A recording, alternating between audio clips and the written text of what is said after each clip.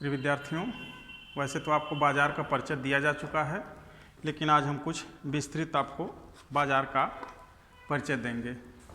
हम यहाँ सैद्धांतिक बाज़ार वर्गीकरण पढ़ेंगे, जिनका आपको भविष्य में पढ़ाई करनी है।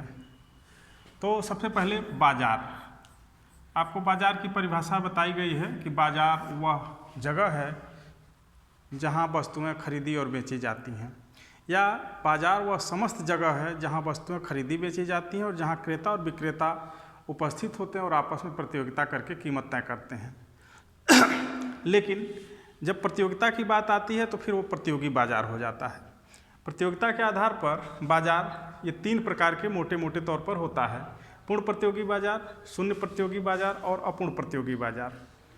पूर्ण प्रतियोगी बाज़ार के बारे में आपको पढ़ाया जा चुका है। शून्य प्रतियोगी बाज़ार यानी जहाँ बिल्कुल ही प्रतियोगिता नहीं होती, वो 3 प्रकार के होते हैं। एकाधिकार, एकाधिकार में किसी वस्तु का केवल एक ही विक्रेता होता है, एक ही उत्पादक होता है। एक क्रेताधिकार, इसका मतलब होता है किसी वस्तु का अनेक उत्पादक हो सकते हैं लेकिन खरीदने वाला केवल एक होगा। फिर द्विपक्षीय एकाधिकार यानी एक खरीदने वाला होता है, एक बेचने वाला होता है, एक उत्पादक होता है और एक उसका उपभोक्ता होता है, तो ये द्विपक्षीय एकाधिकार आता है। यहाँ इन तीनों ही दशाओं में कोई प्रतियोगिता नहीं होती है। अपूर्ण प्रतियोगिता में पूर्ण प्रतियोगिता की कुछ शर्तें लागू नहीं होती हैं, तब वहाँ अपूर्ण प्रतियोगिता होती है। जैसे द्वयाधिकार में 2 विक्रेता होते हैं, अल्पाधिकार में 2 से ज़्यादा होते हैं लेकिन इतना नहीं होते हैं कि वो पूर्ण प्रतियोगिता जैसी दशा उत्पन्न कर सकें, यानी कुछ विक्रेता होते हैं। और एकाधिकारिक प्रतियोगिता में वस्तुएं एक समान नहीं होती, यानी होमोजीनियस नहीं होती हैं। बाकी सारी शर्तें पूर्ण प्रतियोगिता जैसी होती है। वहाँ भी संख्या ज़्यादा होती है, वहाँ भी वस्तुएं निकट स्थानापन्न होती, लेकिन पूर्ण स्थानापन्न नहीं होती हैं। तो इस तरह से ये बाज़ार के प्रकार हैं। अब हम आपको इधर जो चार्ट बना है, इसके अनुसार आपको बाज़ार संतुलन के बारे में बताएंगे। आप देख रहे हैं इस चार्ट में कि कीमत दी गई है, कीमत क्रमशः घट रही है। कीमत घटने के कारण बाज़ार में मांग बढ़ रही है। ये आप देख पा रहे हैं कि जब 6 रुपये कीमत थी तो 16 इकाई की मांग की जा रही थी, लेकिन कीमत ज़्यादा होने के कारण पूर्ति ज़्यादा थी और मांग कम थी। तो कुल मिला के जो मांग और पूर्ति वक्र है, आप देखते हैं मांग वक्र नीचे की तरफ गिरेगी और पूर्ति वक्र ऊपर की तरफ उठेगा। यानी कि कीमत कम होगी तो पूर्तिकर्ता कम पूर्ति करेगा, लेकिन मांगकर्ता इस कीमत पर ज़्यादा मांग किए रहता है, ज़्यादा मांग करता है। तो इसलिए इन दोनों का व्यवहार यानी उपभोक्ता का और विक्रेता का कीमत के संदर्भ में अलग होता है। कीमत घटेगी तो मांग बढ़ जाएगी, यानी उपभोक्ता मांग ज़्यादा कर देगा लेकिन विक्रेता पूर्ति कम करेगा। तो इसलिए जब कीमत घटती जाती है तो मांग बढ़ती जाती है और आपूर्ति यानी कि विक्रेता पूर्ति कम करता जाता है। अब 4 रुपये प्रति इकाई कीमत पर इसकी मांग भी 20 रुपये है, इसकी पूर्ति भी 20 रुपये है, इसीलिए यहाँ संतुलन होता है। यानी ये जो है वो 4 रुपया है और यह इकाई 20 को प्रदर्शित करता है। आप देख रहे हैं कि 4 रुपये प्रति इकाई कीमत पर जो ये कीमत है y अक्ष पर, और ये सप्लाई कर्व है और ये डिमांड कर्व है, ये x अक्ष पर मांग और पूर्ति है, मांग और पूर्ति। तो इस तरह से दोनों के व्यवहार को व्यक्त करने वाला यानी उपभोक्ता के व्यवहार को मांग वक्र व्यक्त करता है, आपूर्तिकर्ता के व्यवहार को पूर्ति वक्र व्यक्त करता है, और दोनों का स्वभाव उल्टा है। कीमत घटेगी तो उपभोक्ता की मांग बढ़ेगी लेकिन आपूर्तिकर्ता की पूर्ति घटेगी, और जहाँ दोनों एक दूसरे को काटेंगे, एक दूसरे को स्पर्श करेंगे, वहाँ संतुलन स्थापित होगा। यही बाज़ार संतुलन है। अब आपको इसको विभिन्न तरीके से जांच करनी है कि क्या संतुलन अस्थायी है। आप आगे पढ़ेंगे यानी BA और MA में संतुलन के अस्थायित्व और संतुलन की अद्वितीयता यानी स्टेबिलिटी और यूनिकनेस, तो इसकी जांच भी आपको दो अर्थशास्त्रियों के दृष्टिकोण से करनी होती है, एक मार्शल हैं और दूसरे वालरा हैं। लेकिन यहाँ आपको बहुत थोड़ा सा उनका परिचय दिया जाएगा ताकि आप आगे की तैयारी कर सकें, आगे के बारे में कुछ सोच सकें। इसमें आप देखेंगे कि क्या होगा यदि बाज़ार में कभी अकस्मात कीमत ऊंची हो जाए।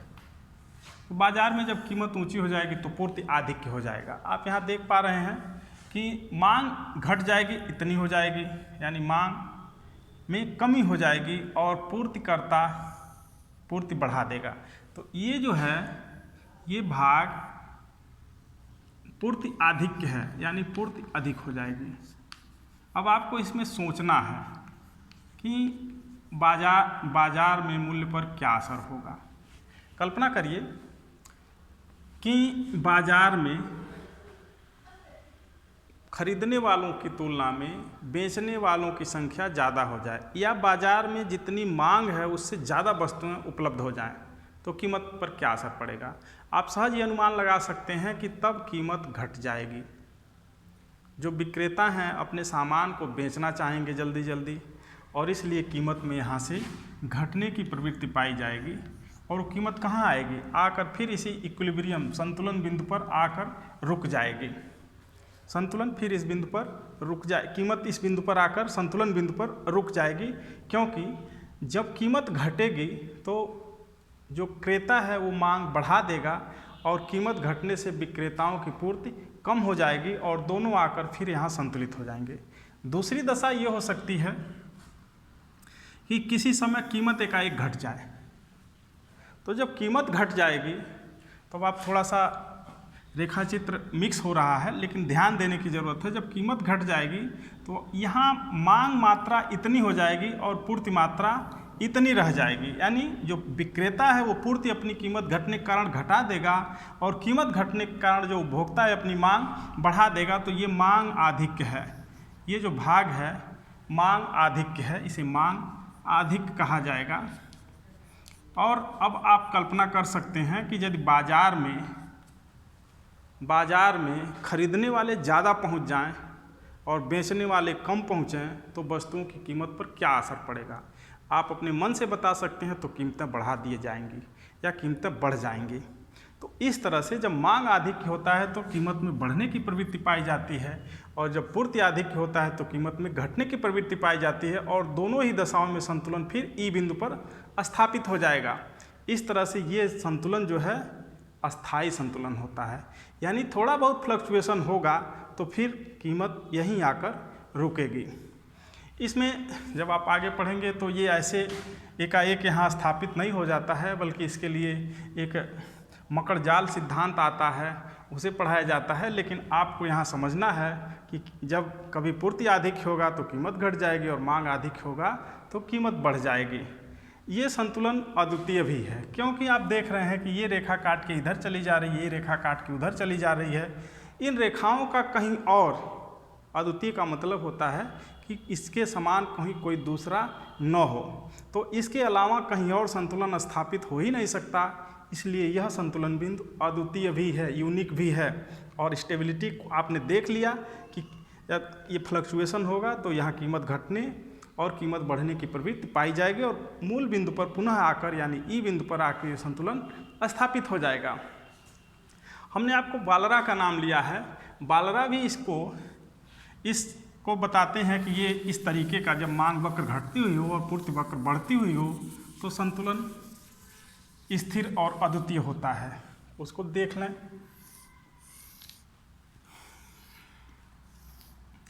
आपने ये देखा, ये संतुलन बिंदु है। बालरा इसमें मात्रा से मूल्य का समायोजन करते हैं। तो पहले मान लीजिए कभी बाजार में ये मात्रा आ गई या मांग घट गई। मांग घट जाएगी तो मांग इतनी हो जाएगी, कीमत ज़्यादा है और आपूर्तिकर्ता इस समय इतनी पूर्ति कर रहा है। पूर्ति कम करने से कीमत तो बढ़ जाएगी, क्योंकि उपभोक्ता इतनी कीमत देने को तैयार होगा और आपूर्तिकर्ता इतनी कीमत पाने को तैयार होगा, पाना चाहेगा। तो इस समय ये देखेगा विक्रेता कि बाजार में जो उपभोक्ता उपलब्ध है, उपस्थित है, वो हमको ज़्यादा कीमत देने को तैयार है, तो इसलिए वो अपनी पूर्ति बढ़ाने के लिए प्रेरित होगा। यहाँ वो पूर्ति अपनी बढ़ाने के लिए प्रेरित होगा, क्योंकि वो कीमत तभी प्राप्त कर सकता है ये बढ़ी हुई जबकि वो ज़्यादा सप्लाई करेगा। तो इस तरह से सप्लाई बढ़ने की प्रवृत्ति पाई जाएगी। दूसरी दशा में यदि आपूर्तिकर्ता ज़्यादा पूर्ति किए हुए हो तो यहाँ ये कीमत, उपभोक्ता ये कीमत देने को तैयार होगा, आपूर्तिकर्ता ये कीमत पाने को तत्पर होगा। तो यहाँ ये देखेगा कि हमें कीमत तो कम मिल रही है, या जो उपभोक्ता है वो कम देने की प्रवृत्ति रखता है और हम ज़्यादा पाने की इच्छा रखते हैं, इसलिए वो पूर्ति घटा देगा। तो इस दशा में भी ये जो संतुलन होता है स्थिर और अद्वितीय होता है। तो यहाँ आपको इसको विशेष रूप से पढ़ने की ज़रूरत नहीं है, क्योंकि इसकी यहाँ उपयोगिता कम है। अब आपको हम बताएंगे कि मांग और पूर्ति में यदि परिवर्तन होता है तो संतुलन कैसे परिवर्तित होता है। बाय द वे, मान लीजिए किसी कारण से मांग बढ़ जाती है। मांग बढ़ने का कारण ये हो सकता है कि मौसम बदल जाए, या किसी अकस्मात कोई ऐसी ज़रूरत आ जाए जिससे उपभोक्ताओं को मांग बढ़ानी पड़े, विशेषकर मौसम या विद्यालय खुलने से ड्रेस की मांग, इस तरीके की मांग बढ़ती है अकस्मात, तो एकाएक मांग बढ़ जाती है जबकि कीमत में कोई परिवर्तन न हुआ हो। तो इस तरह से मांग बढ़ने पर कीमत अपने आप बढ़ जाती है, लेकिन पूर्ति भी बढ़ सकती है। ये डिमांड डी था, ये D1 हो गया और सप्लाई स्थिर है। तो जो आप देख रहे हैं जो P कीमत थी वो P1 हो गई। कारण इसका यही था कि एकाएक मांग बढ़ गई। जो अन्य बातें समान थी उसमें से कोई बात बदल गई, मौसम बदल गया, टेस्ट बदल गया, या किसी कारण से मांग वक्र ऊपर की तरफ शिफ्ट कर गया। लेकिन ऐसा हो सकता है कि मांग घट भी सकती है जबकि पूर्ति स्थिर रहे। तो जब मांग घटेगी तो कीमत घट जाएगी, यानी P2 हो जाएगी घटकर। तो जब मांग बढ़ती है तो कीमत बढ़ जाती है और मांग घटती है तो कीमत घट जाती है। और ये तब होता है जबकि पूर्ति स्थिर हो, पूर्ति में कोई परिवर्तन न हो रहा हो। दूसरी दशा हो सकती है कि पूर्ति बढ़ जाए, पूर्ति बढ़ेगी तो कीमतें घट जाएंगी। पूर्ति बढ़ने का कारण हो सकता है अधिक उत्पादन हो जाए, या फसल पैदावार बढ़ जाए, तो इससे पूर्ति बढ़ जाएगी। पूर्ति बढ़ने से कीमत कम हो जाती है, पूर्ति बढ़ने से कीमत कम हो जाती है जबकि डिमांड स्थिर रहती है।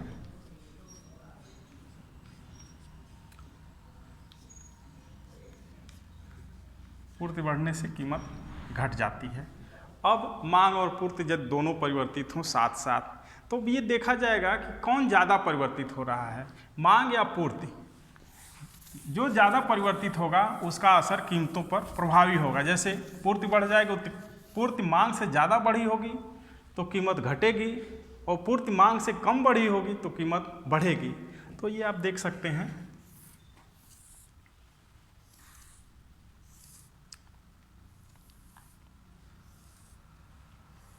यहाँ दोनों बराबर बढ़ रहे हैं, यानी कि ये D था, D1 हो गया, तो इसलिए कीमत स्थिर है।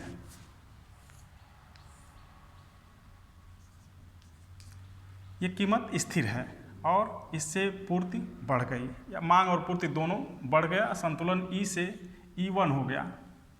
तो यहाँ कोई परिवर्तन नहीं हुआ क्योंकि दोनों में परिवर्तन बराबर होगा। लेकिन ऐसा हो सकता है कि मांग ज़्यादा बढ़ जाए कीमत और पूर्ति कम बढ़े, तो उस दशा में कीमत बढ़ जाएगी। ये मांग है,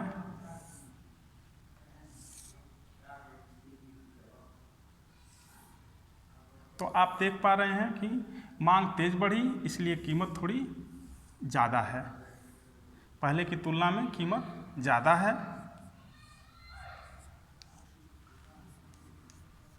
ये कीमत बढ़ गई क्योंकि मांग ज़्यादा बढ़ गई और पूर्ति कम बढ़ी। पूर्ति इधर बढ़ी है, मांग इधर बढ़ेगी। ऐसा हो सकता है कि पूर्ति ज़्यादा बढ़े, मांग कम बढ़े, तो कीमत घट जाएगी।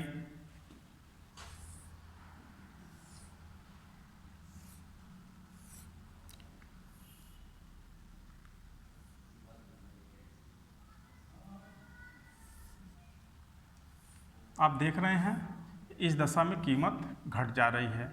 यह S1 है, यस है, यह S1 है, यह D है, यह D1 है। यानी कि मांग बढ़ी है लेकिन थोड़ी बढ़ी है और पूर्ति बढ़ी है लेकिन ज़्यादा बढ़ी है, इसलिए कीमत कम हो जा रही है।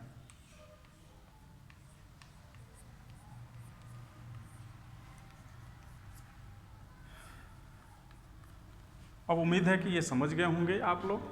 तो कीमत और मांग और पूर्ति के विभिन्न संयोगों से कीमत तय होती है। कीमत स्थिर भी रह सकती, बढ़ भी सकती है, घट भी सकती है। ये जैसे जैसे बाजार में मांग और पूर्ति शक्तियाँ एक दूसरे को प्रभावित करेंगी, उसी तरीके से कीमत तय होती है और इस तरह से बाजार का संतुलन स्थापित होता है। कीमत ज़्यादा पूर्ति ज़्यादा बढ़ेगी तो कीमत घटेगी, संतुलन कीमत कम होगी। मांग ज़्यादा बढ़ेगी तो संतुलन कीमत ज़्यादा होगी। इस वीडियो में इतना ही। बहुत बहुत धन्यवाद।